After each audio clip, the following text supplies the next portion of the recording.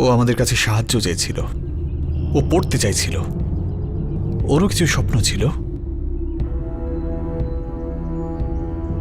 আমরা বুঝতে পারছিলাম না যে আমরা পূজাকে বাঁচানোর জন্য কি করতে পারি।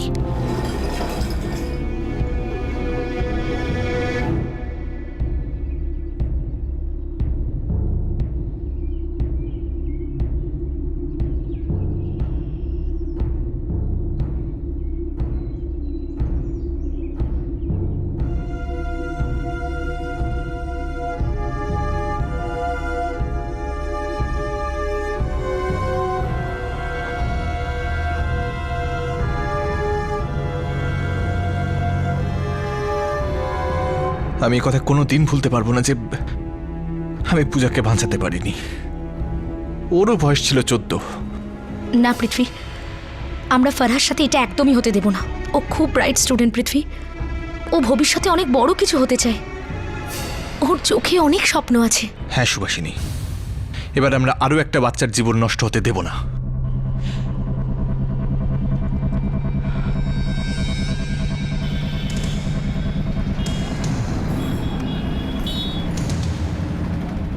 যেটা করছি সেটা তোর ভালোর জন্যই করছি। যা বলছি সেটা মন দিয়ে শোন, না হলে তুই ভালো করে জানিস যে আমি কি করতে পারি।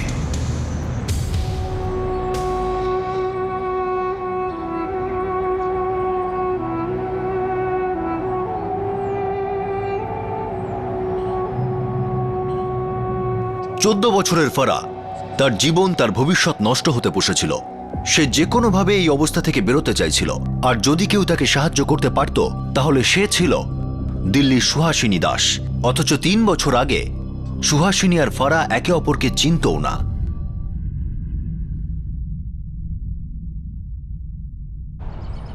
ফারা দিল্লির একটা বস্তির 11 বছরের মেয়ে।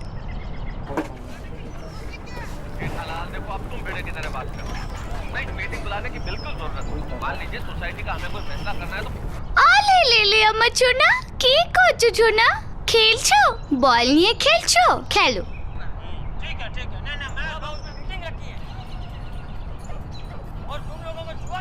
মাজিদ, টিভি বন্ধ কর।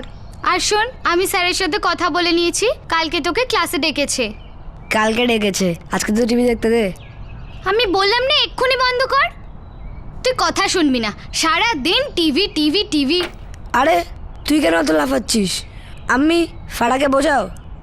আল্লাহ, তোরা দুজন ঝগড়া করা বন্ধ করবি? কিন্তু আমি এই সারা দিন টিভি দেখে, সারা দিন বসে এত টিভি দেখা তো ভালো নয়। হ্যাঁ হ্যাঁ, সবাই জানে যে তুই স্কুলে যাস, আর বাড়িতে এসে তুই দিদিমণিগেরই ফলাস না। হ্যাঁ শোনো, আমি বেরোলাম, খুদা হাফিজ। কিছু কাজ খুঁজে আসবে,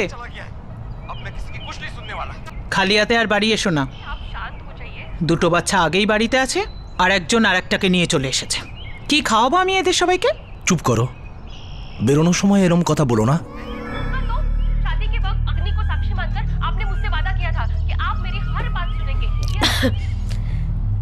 এদিকে সারাদিন কি করছিস? হ্যাঁ, চুপচাপ থাকতে পারিস না? টেনে এক চড় মারবো। চুপচাপ থাক। দিল্লি থেকে প্রায় 1500 কিলোমিটার দূরে ভুবনেশ্বরে 25 বছরের সুহাসিনী দাস ইনফরমেশন টেকনোলজির উপর স্পেশালাইজেশন করেছিল। সে তার উজ্জ্বল ভবিষ্যতের দিকে এগিয়ে চলেছিল। হে মেঘা, হোয়াটসঅ্যাপ? এই সুভাষিনী, গুড নিউজ। জেটিএস এ একটা জব ওপেনিং আছে, যদি তুই ইন্টারেস্টেড হোস তো। Of course I am. Details পাঠা আমাকে, আমি এখনই মেল করছি। কিন্তু হ্যাঁ, ইন্টারভিউ কিন্তু ব্যাঙ্গালোরে হবে। দ্যাটস নট আ প্রবলেম ইয়ার, যদি অপরচুনিটি ভালো হয় তো I don't mind. Done, mail পাঠিয়ে দিয়েছি।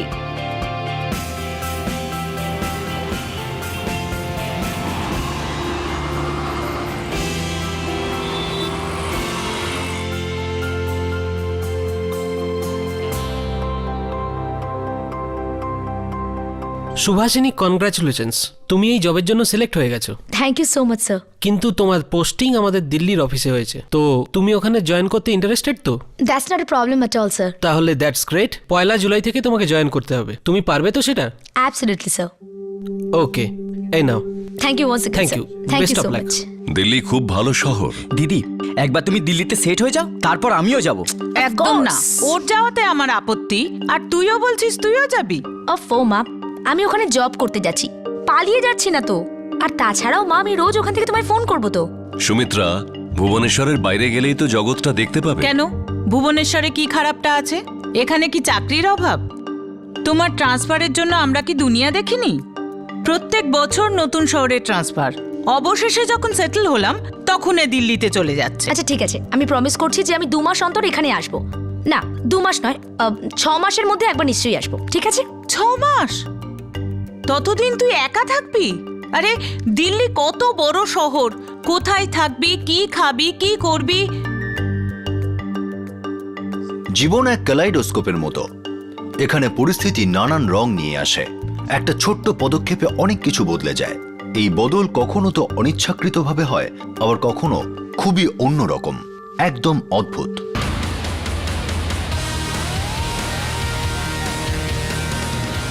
দিল্লি আমার কাছে এটা ছিল স্বপ্নের শহর।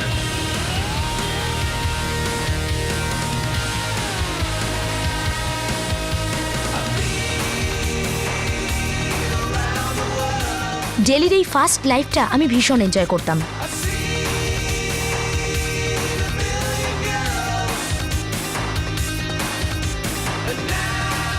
ভুবনেশ্বরের জীবন থেকে একদম আলাদা।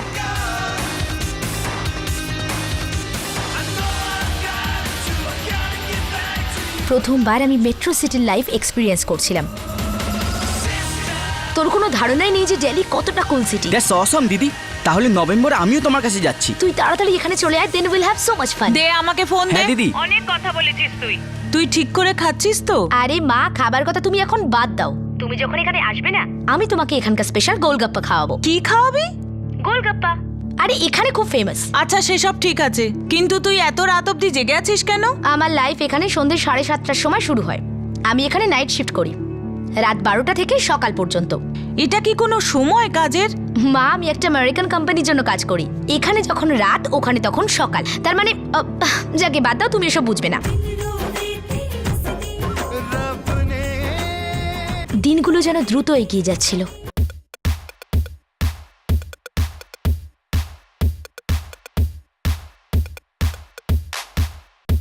ডেস্ক, যেখানে আমি আগে কখনো যাইনি, আর এখন ওখানে আমি প্রায়ই যাই। প্রতিটা দিন, প্রতিটা মুহূর্তকে আমি দারুণ এনজয় করছিলাম।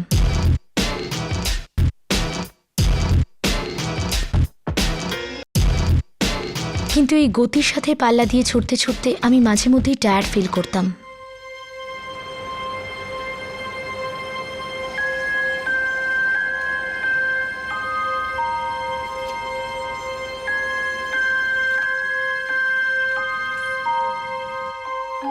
আনন্দ আর হুল্লোড়ে ভরা জীবনে সবকিছু থাকা সত্ত্বেও মনে হতো আমি যেন একা জীবন কাটাচ্ছি। আরে না না, কিছু একটা খামতি তো ছিলই, এমন কিছু যেটা হয়তো আমার জীবনকে একটা নতুন দিশা দেখাতে পারত।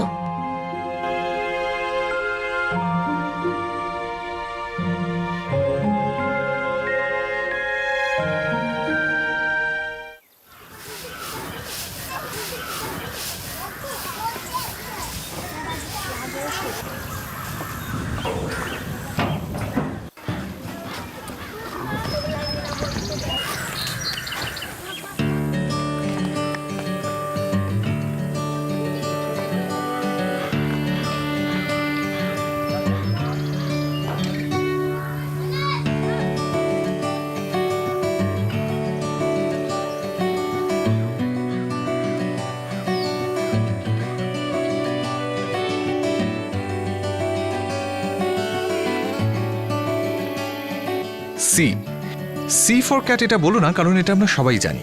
এমন একটা শব্দ বলো যা দিয়ে আমরা দিন শুরু করি।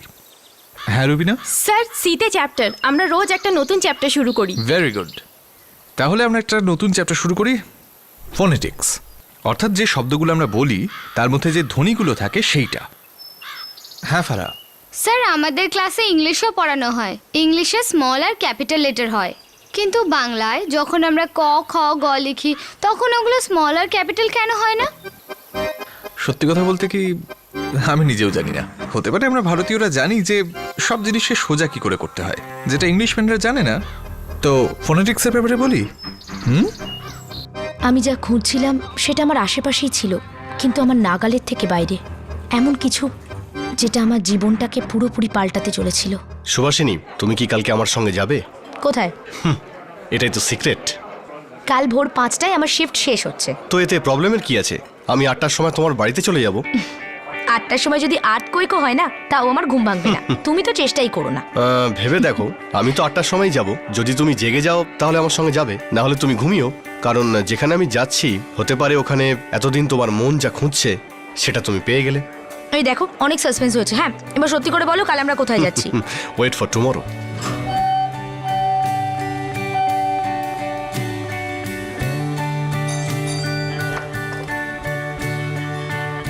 হাই।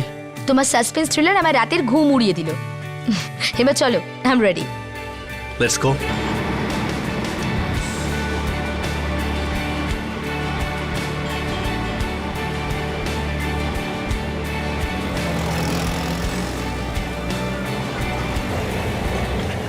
বিনীত, আমরা কোথায় যাচ্ছি? ধৈর্য ধরো, সবুরে কিন্তু মেওয়া ফলে। আচ্ছা, তোমার ওয়াইফ এখন কেমন আছে? হাউজ আ মাইগ্রেন? আগের থেকে ভালো আছে। ওকে।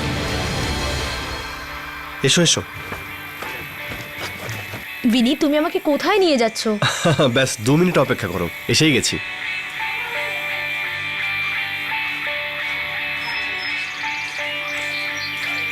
এই যে এসে গেছি।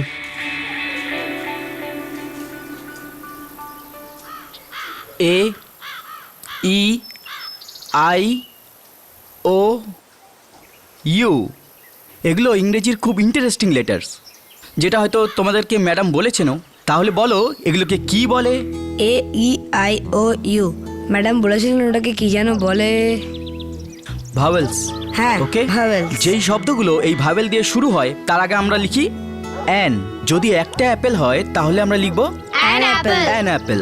স্যার, অনেস্ট তো এইচ দিয়ে শুরু হয়, তাহলে আমরা তার আগে অ্যান কেন বসাই? You are right, honest H দিয়ে শুরু হয়, কিন্তু ফোনেটিক্সের উচ্চারণ মানে প্রনাউন্সিয়েশন ও দিয়ে হয়, অনেস্ট।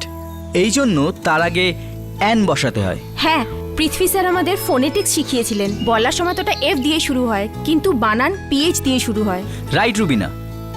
সুভাষিনী, এ হলো অজিত। ও এমনিতে একজন সফটওয়্যার ইঞ্জিনিয়ার, কিন্তু এখানেও ভলেন্টিয়ার, এই বাচ্চাদেরকে পড়ায়। Hi, I am Ajit. Subhashini. এই হলো আমাদের ছোট একটা group, progress for all, PFA। Interesting. আমরা সবাই ভালো জায়গায় চাকরি করি, সফটওয়্যার ইঞ্জিনিয়ার্স, IT প্রফেশনালস। আমরা সবাই নিজের কাজের থেকে সময় বার করে এখানে বাচ্চাদের পড়াতে আসি, যাতে ভবিষ্যতে এরা কিছু করতে পারে, নিজের পায়ে দাঁড়াতে পারে। একদমই। পৃথ্বী আমাদের এই গ্রুপটাকে হ্যান্ডেল করে। এটাকে আমরা আমাদের লোকাল চ্যাপ্টার বলি। Local chapter? আরো অনেক চ্যাপ্টার আছে বুঝি? না না, আপাতত না, কিন্তু আশা করছি যত ভলেন্টিয়ার বাড়বে তত আমরা দূরে দূরে গিয়ে বাচ্চাদের পড়াতে পারবো। কি তাই তো? একদমই। obviously. পৃথ্বীর সঙ্গে দেখা করবে তুমি? Yeah sure. হ্যাঁ, ওর ক্লাস এক্ষুনি 1 ঘন্টা পরেই শুরু হয়ে যাবে। আমরা বাচ্চাদের এটাই শেখাতে চেষ্টা করছি যে পরিচ্ছন্ন থাকাটা কতটা জরুরি, আর বাচ্চারা এটা আরো ভালোভাবে শিখবে যদি তারা আপনাদের এটা করতে দেখে। আমরা তো আমাদের বাচ্চাদের স্নান করিয়েই বাড়ি থেকে পাঠাই। এটা তো খুব ভালো কথা যে আপনি এরকমটা করেন, কিন্তু এটার পাশাপাশি আরো কিছু জিনিস জরুরি, যেমন খাবার আগে আর খাবার পরে ভালো করে হাত ধুতে হবে। আমি বলছি যে আপনারা কিভাবে হাত ধোবেন। সবার আগে হাতের তালু দুটো পরিষ্কার করবেন, আর এরকম করলে আপনাদের বাচ্চাদের পেটে শুধু খাবারটাই যাবে, জীবাণু নয়। হাই, আমি পৃথ্বী। সুভাষিনী দাস। পৃথ্বী, ও হচ্ছে আমার অফিস কলিগ, অফিসে আমরা একসঙ্গে কাজ করি। That's great. আই হোপ তুমি এখানে যা যা দেখলে তোমার সেটা ইন্টারেস্টিং লেগেছে। খুব ভালো লাগলো।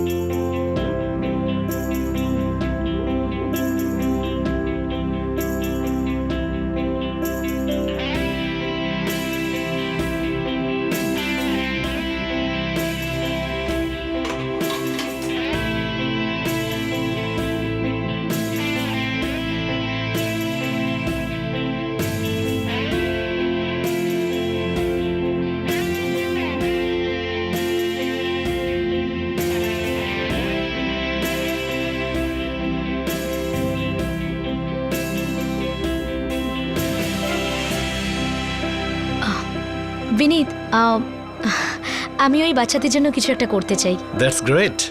Welcome to PFA. Thank you. তুই বাচ্চাদের পড়াবি, এবার কি তুই টিচারই করবি? মা, আমি কাজের পাশাপাশি ওই বাচ্চাদেরও পড়াবো। আমি ওখানে ভলেন্টিয়ার হয়েছি। রাত জেগে কাজ করবি আর সকালে বাচ্চাদের পড়াবি, তাহলে তুই ঘুমোবি কখন? আমি শিফট চেঞ্জ করার জন্য রিকোয়েস্ট করেছি, নর্থ আমেরিকান শিফট। আমি ম্যানেজ করে নেব মা, তুমি চিন্তা করো না। খুব ভালো একটা কাজ করতে যাচ্ছি মা। যা ইচ্ছে তাই কর, কিন্তু নিজের খেয়াল রাখিস আর তাড়াতাড়ি বাড়ি ফিরবি। তুই প্রমিস করেছিলি না? হ্যাঁ মা, আমার মাথায় থাকবে। আমার চিন্তা করো না তুমি। ও কি বললো? তুমি শুনলে? এবার ও বাচ্চাদেরও পড়াবে। হ্যাঁ শুনেছি, মেয়ে খুব ভালো কাজ করছে, তুমি চিন্তা করো না। বুদ্ধিমতী মেয়ে, নিজের খেয়াল ঠিক রাখবে। সে জীবনের থেকে কিছু আলাদা চাইতো, কিছু এমন যেটা ওর জীবনকে একটা অন্য উদ্দেশ্য, একটা নতুন দিশা দিতে পারে। ও এমন কিছু পেল যা ওর জীবনের সংজ্ঞাটাই পাল্টে দিল।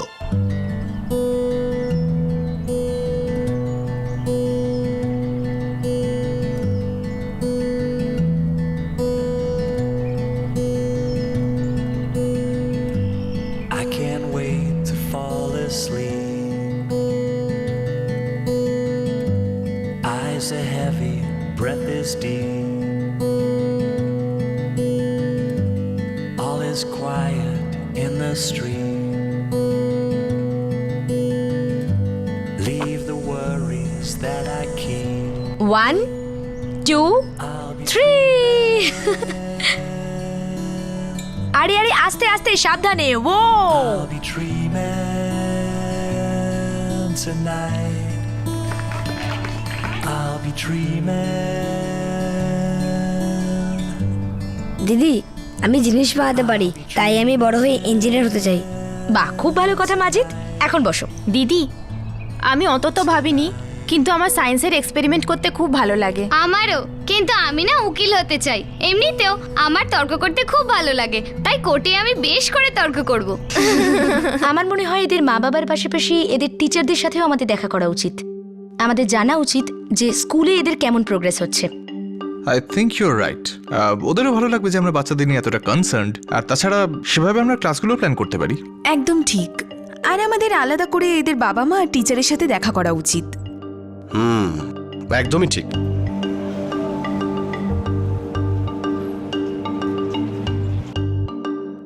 ফারা খুব ভালো মেয়ে, খুব মেধাবীও।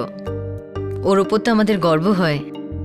ফারার জন্য আমাদেরও গর্ব হয়। ও সব পরীক্ষায় খুব ভালো নাম্বার পেয়েছে। আপনার সমস্ত স্টুডেন্ট খুব ভালো রেজাল্ট করেছে টেস্ট পরীক্ষায়। Thank you so much sir. আসলে বাচ্চারা নিজেরাই খুব পরিশ্রমী, আর আরও একবার আপনাকে থ্যাঙ্কস বলতে চাই, কারণ আপনি অ্যাডমিশনের সময় যেভাবে সাপোর্ট করেছেন। অ্যান্ড স্যার, আই হোপ আপনি আগামী বছরগুলোতে আমাদের স্টুডেন্টদের এভাবেই সাপোর্ট দেবেন। নিশ্চয়ই, কিন্তু আমাদের রুলস ওইটাই, অ্যাডমিশন নিতে হলে টেস্ট পরীক্ষায় পাস করতে হবে। Absolutely sir, and thank you once again. Farha এদের মধ্যে সবচেয়ে ইন্টেলিজেন্ট, আর সব থেকে আগে অ্যাডমিশন টেস্ট ওই ক্লিয়ার করেছে। ও খুবই ব্রাইট, আর ওর পোটেনশিয়ালিটিও অনেক বেশি। এই বাচ্চাগুলোর 8 পর্যন্ত পড়া হয়ে গেলে আমাদের পরের কথাটাও ভাবতে হবে। আমাদের অন্যান্য স্কুলের সাথেও কথা বলা উচিত, রাইট?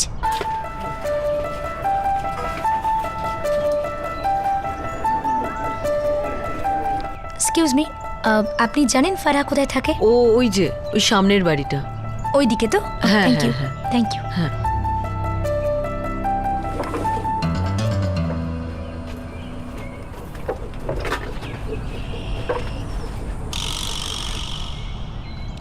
ফারহা, ফারহা।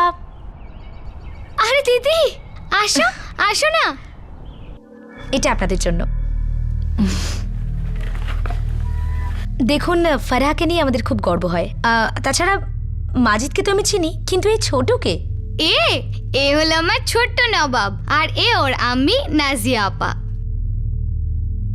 হাই নাজিয়া।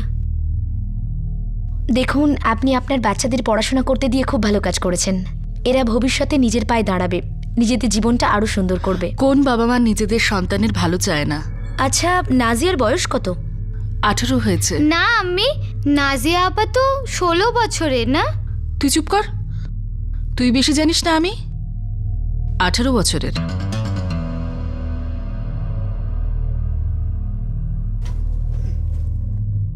আব্বু এটা আমার আব্বু। নমস্কার। নমস্কার। নাজিয়া আপার সবসময় শরীর খারাপ থাকে। ওর বাচ্চার বয়স 2 বছর না? হ্যাঁ, যখন ও 14 বছরের ছিল তখন ওর বিয়ে হয়েছিল। তারপর ওর স্বামী ওকে ছেড়ে চলে যায়, সেই থেকেও এখানেই থাকে। তাহলে ও তোমার সাথে স্কুলে কেন আসে না? যখন ও এখানে ছিল তখন ক্লাস হতো না, হয়তোবা আমি জানতাম না। তারপর তো ওর বিয়ে হয়ে গেল না। আচ্ছা বলো, তোমার পছন্দের বিষয় কোনটা? ইংলিশ। ইংলিশ। আচ্ছা, দিন এগোতে থাকলো আর প্রতিটা দিনের সাথে সাথে আমি ওই বাচ্চাদের আরও কাছ থেকে বুঝতে লাগলাম, ওদের স্বপ্ন, ওদের লাইফকে জানতে লাগলাম। ওদের সাথে আমি আরও বেশি জড়িয়ে পড়ছিলাম, যেন ওরা আমার নিজের সন্তান। শুধু আমি নই, পিএফের সব ভলেন্টিয়াররা এটাই ফিল করত। ফারার সঙ্গে একটা আলাদা সম্পর্ক হয়ে গেছিল, একটা গভীর সম্পর্ক ছিল আমাদের মধ্যে, যেটা ক্রমশ বেড়েই যাচ্ছিল। এরই মাঝে পৃথ্বী ওর কোম্পানিতে প্রমোশন পেল, ওকে চণ্ডীগড় যেতে হলো।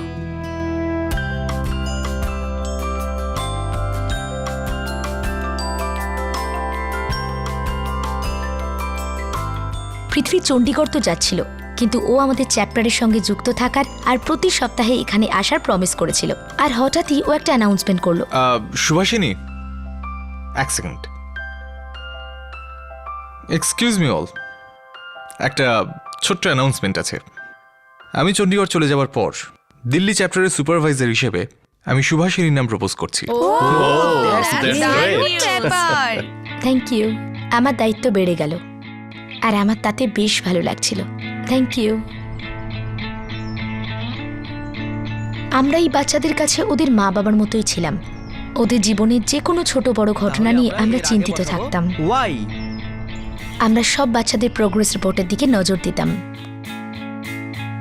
ওই বাচ্চাদের পড়াশোনার সঙ্গে যুক্ত রাখার জন্য প্রতি সপ্তাহে ওদের বাবা মার সঙ্গে দেখা করতাম।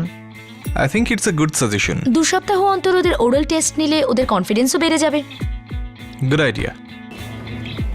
আমরা ক্লাসগুলো খোলা আকাশের নিচে কন্ডাক্ট করতাম। তারপর আমরা ছাদের কথা চিন্তা করলাম।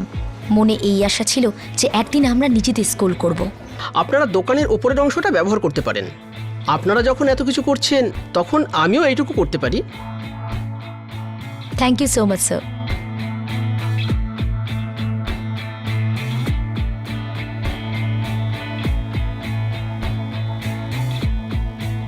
যে কোনো বড় স্বপ্নের সূচনা ছোটই হয়। বাচ্চারা 2-3 ঘন্টার জন্য তো আমাদের কাছে থাকেই, আর এমন বাচ্চাও আছে যারা স্কুল থেকে ডিরেক্টলি আমাদের কাছে আসে। তো ওদের বাইরে থাকার ডিউরেশন অনেকটাই বেড়ে যাচ্ছে। সো আই থিঙ্ক আমাদের ওদের জন্য একটা খাওয়া দাওয়ার ব্যবস্থা করতে হবে। ইয়েস, এর জন্য আমরা কর্পোরেট থেকে হেল্প নিতে পারি। That's a great idea. কিন্তু যতদিন না স্পন্সর আমরা পাচ্ছি, এক দিন করে আমরা নিজেরাই স্পন্সর করতে পারি। এইটুকু রোজগার তো আমরা করি।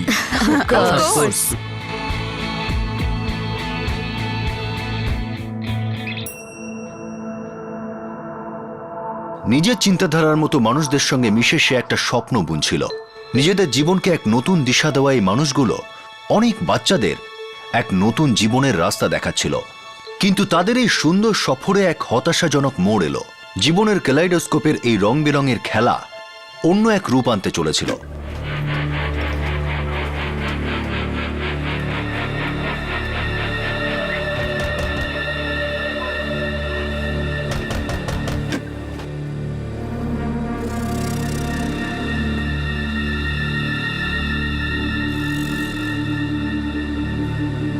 অনেক হয়েছে তো স্কুলে যাওয়া, এখন বাড়িতেই থাকবি। কেন আম্মি, কি হলো? তোর বিয়ে ঠিক করেছি আমরা নাসিরের সঙ্গে।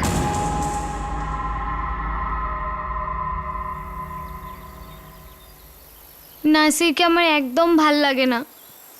ও আমার মামা তো দাদা, কিন্তু আমি জানি ওরা আমার আম্মির সাথে কি সম্পর্ক। যখন আব্বু বাড়ি থাকে না, তখন আমি অনেকবার ওকে আম্মির সাথে দেখেছি। আপনি জানেন না এইসব, যে আমি সব জানি। তুমি চিন্তা করো না ফারা, আমি যাব তোমাদের বাড়ি তোমার মা বাবার সাথে কথা বলতে। তোমার কিচ্ছু হবে না, ঠিক আছে? নবাব, এদিকে কি করছিস ধুলো টুলো মেখে? ফারা খুব ভালো স্টুডেন্ট, ও অনেক দূর যাবে। ম্যাডাম, আপনি যা কিছু করছেন তার জন্য আমি কৃতজ্ঞ। আচ্ছা, পৃথ্বী বলছিল যে আপনারা এই এলাকার সেই প্রথম মা বাবা যারা নিজেদের বাচ্চাদের স্কুলে পাঠিয়েছিলেন। আগে হ্যাঁ। তাহলে এখন আপনারা এরকম কেন করছেন? এসব কি হচ্ছে? নাজিয়াকে দেখুন, এত কম বয়সে ওর একটা বাচ্চা রয়েছে, ও কত দুর্বল। আপনি কি চান ফারহার অবস্থাও এরকম হোক? এসব কি শুরু হয়েছে? দেখুন, আপনারা প্লিজ আমাকে কথা দিন, আপনারা ফারহার বিয়ে ততদিন পর্যন্ত করাবেন না যতদিন না ও 18 বছরের হচ্ছে। ও যত দূর পড়তে চাইবে আপনারা প্লিজ পড়তে দেবেন, আর যখন ও বিয়ে করতে চাইবে তখনই আপনারা ওর বিয়ে দেবেন। বিয়ে? কে ওর বিয়ে দিতে চাইছে? নাসির ভালো ছেলে, কপালে এরকম ছেলে পাওয়া যায় না। কিন্তু ফারহার বয়স মাত্র 14 বছর। ম্যাডাম, এমন কিছু হবে না, আমি আপনাকে কথা দিচ্ছি, আমি এরকম কিছু হতে দেবো না। আমি তো শুধু এটুকুই চাই যে আপনারা এমন কোনো কিছু করবেন না যাতে ফারহার জীবনটা নষ্ট হয়ে যায়, আর আপনাকে এই কথাটা কিন্তু রাখতে হবে। ঠিক আছে, এখন আমরা ওর বিয়ে দেব না। Thank you.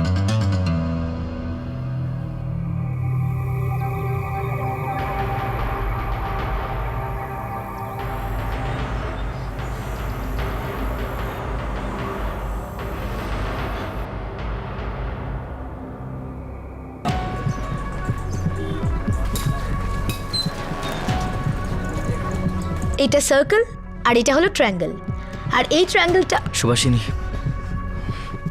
তোমরা এগুলো দেখো, আমি এক্ষুনি আসছি। ওকে, কি হয়েছে? ফারার বাড়ির লোকজন চলে গেছে। চলে গেছে মানে? দিল্লি ছেড়ে চলে গেছে ওরা। কোথায়? জানি না, প্রতিবেশীদের জিজ্ঞেস করেছি, ওরাও কিছু জানে না।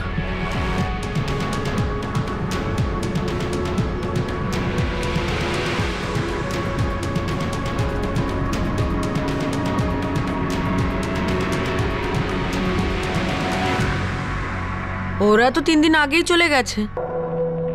আচ্ছা, আপনি বলতে পারবেন ওরা কোথায় গেছে? বলে তো গেছে বাপের বাড়ি যাচ্ছে, আর ভাইয়ের ফোন নাম্বারও দিয়ে গেছে, বলেছে কোনো দরকার পড়লে ফোন করতে। আচ্ছা, তো আপনি ওর নাম্বার দিতে পারেন প্লিজ? হ্যাঁ, সে দিচ্ছি, কিন্তু একটা কথা বলি, ফজিয়ার ভাই শেখউদ্দিন খুব বড় গুন্ডা। শুনেছি বিহারে সুপারি নিয়ে খুন করা নাকি ওর পেশা। আপনি একটু দাঁড়ান, আমি ফোন নাম্বার নিয়ে আসছি। ওকে। আপনি যে নাম্বারে ফোন করছেন সেটি এখন বন্ধ আছে। যে নাম্বারে ফোন করেছেন সেটি এখন বন্ধ আছে।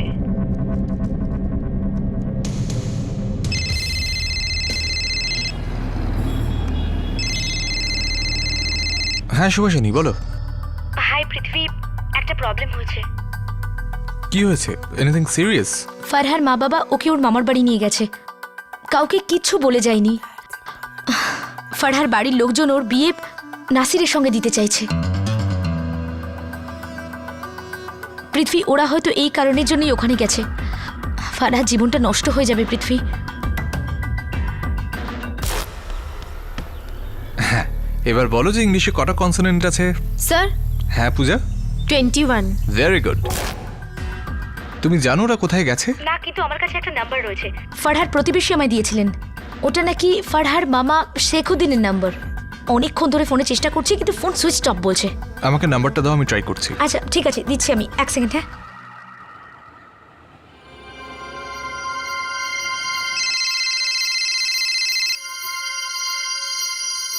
কোথায় ছিলি তুই এতক্ষণ? কতবার ফোন করেছি তোকে, ফোনটা তুলছিলি না কেন? হ্যাঁ, একটু ব্যস্ত ছিলাম, একটা ইম্পর্টেন্ট কাজ ছিল। কাজ তো হতেই থাকবে। তুই বল, বাড়ি কবে ফিরছিস? একটু প্রবলেম আছে মা, এখন বাড়ি যেতে পারবো না। কি হয়েছে? কি প্রবলেম হয়েছে? আমরা আসবো কি? না মা, আমি ঠিক আছি, সেরকম কিছু নয়। মা, আমি এখন একটু বিজি আছি, আমি তোমাকে পরে ফোন করছি। হ্যালো,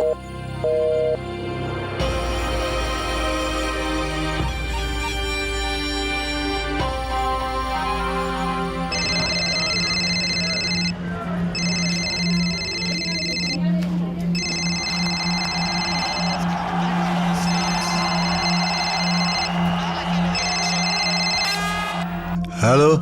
হ্যাঁ, শেখউদ্দিন বলছেন? হ্যাঁ বলছি। আপনি কে? আমি পৃথ্বী বলছি। ফারার সঙ্গে কথা বলা যাবে? 1 মিনিট। এই আসতে রে।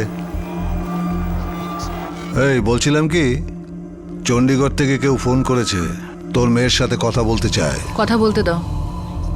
নয়তো এরা পেছন ছাড়বে না। Hello Prithvi sir. ফারহা, তুমি ভালো আছো তো? আমি ভালো আছি স্যার। ওখানে সবাই কেমন আছে? আমরা তো এখানে ভালো আছি, কিন্তু তোমার বাড়ির লোক এরকম হঠাৎ করে চলে গেলেন। ওখানে তোমাকে কেউ বিয়ের জন্য ফোর্স করছে না তো? না স্যার, এখানে তো আমি নতুন স্কুলে ভর্তি হচ্ছি। আব্বাও এখানে নতুন চাকরি পেয়েছে, তাই এখানে এসেছি। আর আমি এখান থেকেই পড়াশোনা করব। That's good. কিন্তু একবার সুভাষিনী দিদিকে তো বলে যাবে। স্যার, আমাদের আসলে একটু তাড়াহুড়ো করে আসতে হলো সেই দিনই, তাই কাউকে বলতে পারিনি। চলো, কোনো ব্যাপার নয়। নিজের খেয়াল রেখো, আর আমি ফোন করব। হ্যাঁ, ওকে, বাই। ও যখন নিজেই বলছে যে ও ভালো আছে, তখন আমাদের কিচ্ছু করার নেই। খালি এটুকুই আশা করতে পারি যে ও সত্যি কথাই বলছে। আমার ধারণা সত্যি কথাটা না বলার জন্য ওর উপর কোনো চাপ দেয়া হচ্ছে।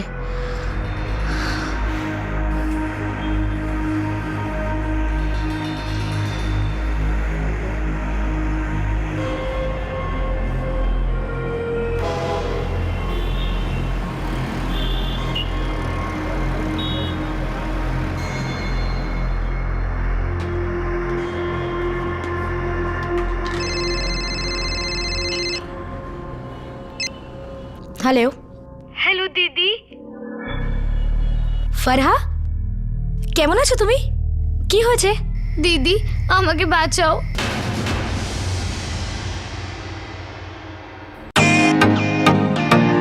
Welcome to Beaton world. How may assist you? নতুন ফ্ল্যাটের জন্য একটা স্ট্যান্ড ফ্যান আর কুলার নেব। এই পচা গরম থেকে একটু স্বস্তি চাই। বাজার চলতে সব ব্র্যান্ড তো আর ভরসাযোগ্য নয়। তার জন্য তো আমাদের ফ্যান আছে, all purpose bullet table fan, ceiling fan. আমাদের সিলিং ফ্যান কিন্তু 30 মাসের ওয়ারেন্টি সহ পাওয়া যায়।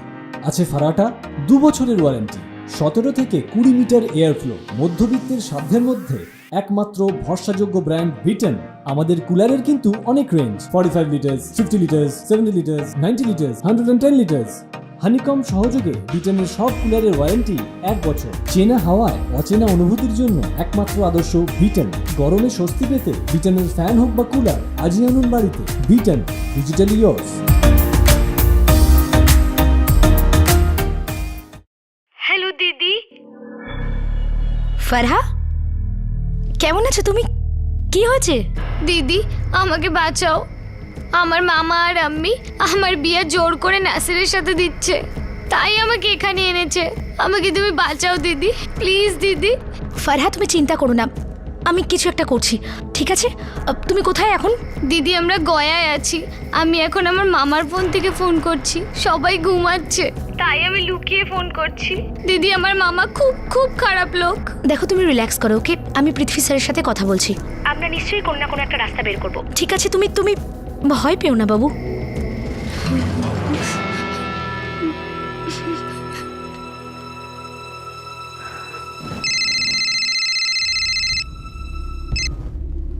হ্যাঁ সুভাষিনী। পৃথ্বী, আমার আশঙ্কাটাই সত্যি হয়েছে। ফারহাই মাত্র ফোন করেছিল। ও বলল যে ওর মা আর মামা জোর করে ওর সাথে নাসিরের বিয়ে দিচ্ছে। হোয়াট? আমার প্রথম থেকেই সন্দেহ ছিল পৃথ্বী। আমাদের কিছু না কিছু করতেই হবে। We can't late this happen. Hello Prithvi. হ্যাঁ সুভাষিনী, আমাদের খুব তাড়াতাড়ি কিছু একটা করতে হবে। যে ভুলটা পূজার সঙ্গে হয়েছে সেটা আবারও হোক আমরা চাই না। আমরা পূজাকে বাঁচাতে পারিনি।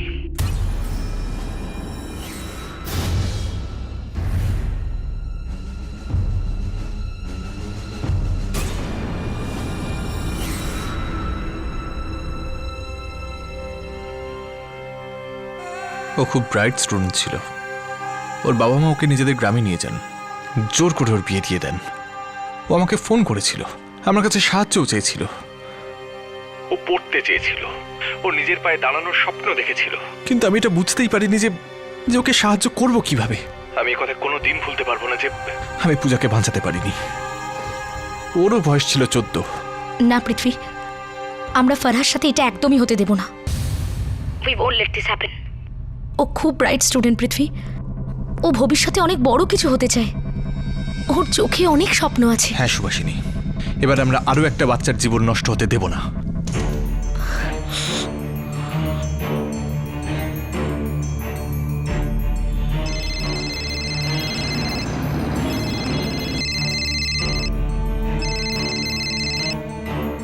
হে পৃথ্বী, আরে কেমন আছিস? আমি ভালো আছি।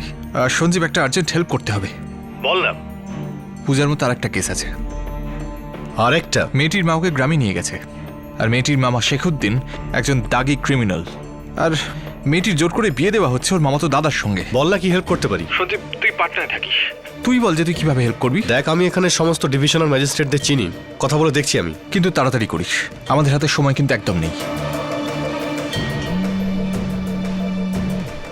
হ্যাঁ পৃথিবী, কিছু জানতে পারলে? হ্যাঁ, আমি আমার বন্ধু সঞ্জীবের সঙ্গে কথা বলেছি। ও আগে দিল্লিতে ছিল, আমাদের চ্যাপ্টারের ভলেন্টিয়ারও ছিল। ও পার্টনার এসডিএম এর সঙ্গে গিয়ে কথা বলবে। বাই দ্য টাইম তুমি চিলড্রেন্স কেয়ার কমিটিতে গিয়ে ওদের সঙ্গে কথা বলো, ওদের হয়তো দরকার পড়বে। হ্যাঁ ঠিক আছে, আমি ওদের অ্যাড্রেসটা বের করে ওখানেই যাচ্ছি। অলরাইট।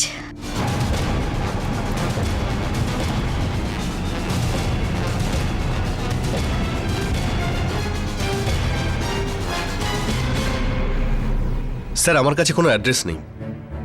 আমার মনে হয় না ওর কোনো প্রবলেম হবে। দেখো, ব্যাপারটা হচ্ছে যদি ফারার মামা ক্রিমিনাল হয় তাহলে তার নিশ্চয়ই কোনো রেকর্ড থাকবে। আমি গয়া পুলিশ স্টেশনের সাথে কথা বলছি। Thank you so much sir. Please sir, যত তাড়াতাড়ি পারেন এটা করুন। ও নিজের মামার ফোন থেকে ফোন করেছিল, তখন ওর বাড়ির লোকজন ঘুমোচ্ছিল, শুধু এটাই বলতে পেরেছিল যে ওর আমাদের সাহায্য দরকার। ঠিক আছে, আমরা আমাদের পার্টনার অফিসে যোগাযোগ করছি। গয়াতে তো আমাদের কোনো অফিস নেই, দেখছি আগে কিছু করা যায় কিনা। কিন্তু কিছু করার আগে আমাদের ওর অ্যাড্রেসটা দরকার, নাহলে আমরা ওকে কি করে খুঁজবো। আমি যে করেই হোক অ্যাড্রেসটা বের করছি। শোন, হাজি সাহেবের সাথে কথা হয়ে গেছে, কালকেই সব ব্যবস্থা হয়ে যাবে।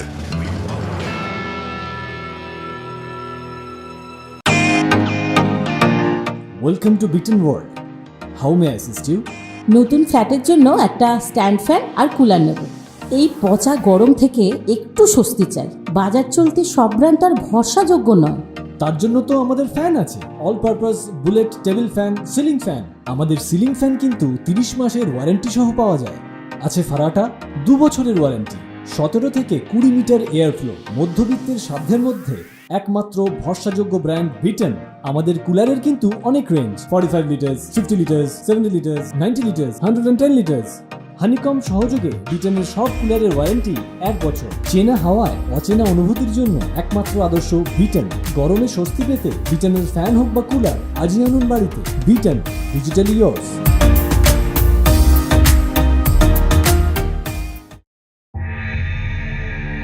শোন, হাজি সাহেবের সাথে কথা হয়ে গেছে, কালকেই সব ব্যবস্থা হয়ে যাবে। এটা কিন্তু তোমরা ভালো করছো না বলে দিলাম। তুমি এ নিয়ে মাথা ঘামিও না, বুঝলে?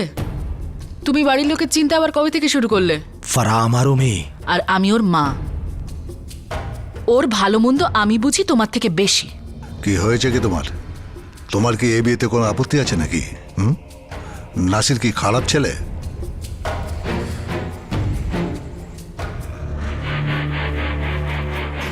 কিরে, এত জেদ করছিস কেন? আর তোর এত নাটক কিসের? আমি এখন বিয়ে করতে চাই না। কেন বিয়ে করবি না? হ্যাঁ, আজ নয় তো কাল বিয়ে তো করতেই হবে, তাই না? সারা জীবন তো আর কুমারী বসে থাকবি না, তাহলে এখন করতে অসুবিধা কোথায়? আর শোন, তোর এই সমস্ত কান্নাকাটিতে কিছু হওয়ার নয়। কাল আমাদের বিয়ে, আর এই কথাটা নিজের মাথার মধ্যে ভালো করে ঢুকিয়ে নিয়ে তুই, বুঝেছিস?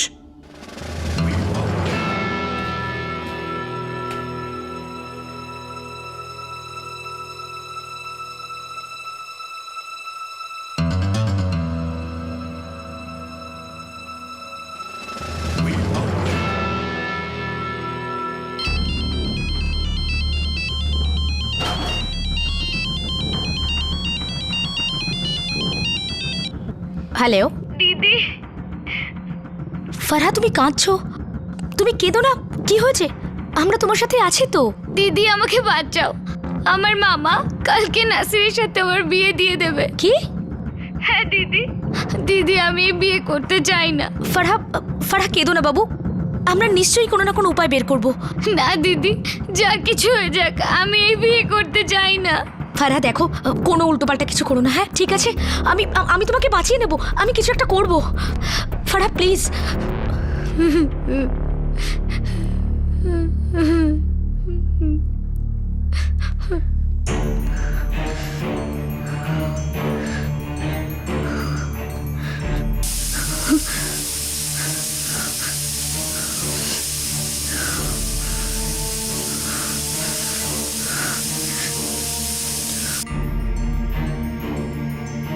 আমি নাসিরের সাথে বিয়ে করতে চাই না। আমি দিল্লিতে ফিরে যেতে চাই, আমার বন্ধুদের সাথে পড়তে চাই। আমাকে সবাই মিলে বিয়ের জন্য জোর করছে। যদি সবাই মিলে আমার সাথে জবরদস্তি করে তাহলে আমি আত্মহত্যা করব।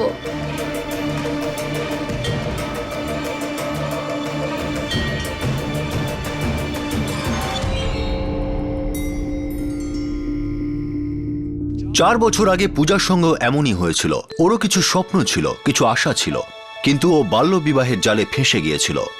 কোনো রাস্তা না মেলায় সে আত্মহত্যা করেছিল। 4 বছর পর ফারাও সেই একই পরিস্থিতির সামনে, একা এবং অসহায়। সুহাসিনী, পৃথ্বী আর তাদের টিমের সদস্যরা, যারা তাকে সেই জায়গায় পৌঁছে দিয়েছিল যেখানে সে স্বপ্ন দেখতে পারত, হয়তো সেই মানুষগুলোই এই সমস্যা থেকে তাকে বাঁচাতে পারে। সুহাসিনীর সঙ্গে ফারার একটা ভালো সম্পর্ক ছিল, আর ফারার জীবন নষ্ট হয়ে যাওয়া থেকে বাঁচানোর জন্য সুহাসিনী সব চেষ্টা করছিল। কিন্তু সে কি তার এই চেষ্টায় সফল হতে পারবে? পরিস্থিতিকে আবারও বদলাবে? জীবনের ক্যালাইডোস্কোপ কি অন্য কোনো রং দেখাবে? সুহাসিনী দাস আর ফারার এই সমস্যার সফর আমরা আপনাদের দেখাবো পরের দিন, পরের পর্বে, ক্রাইম পেট্রোলের দ্বিতীয় তথা শেষ ভাগে। আপনাদের সাথে আবার দেখা হবে। ততক্ষণ নিজের খেয়াল রাখবেন, সুরক্ষিত থাকবেন, আর সবচেয়ে জরুরি, সতর্ক থেকে একজন ভালো নাগরিকের দায়িত্ব পালন করবেন। জয় হিন্দ।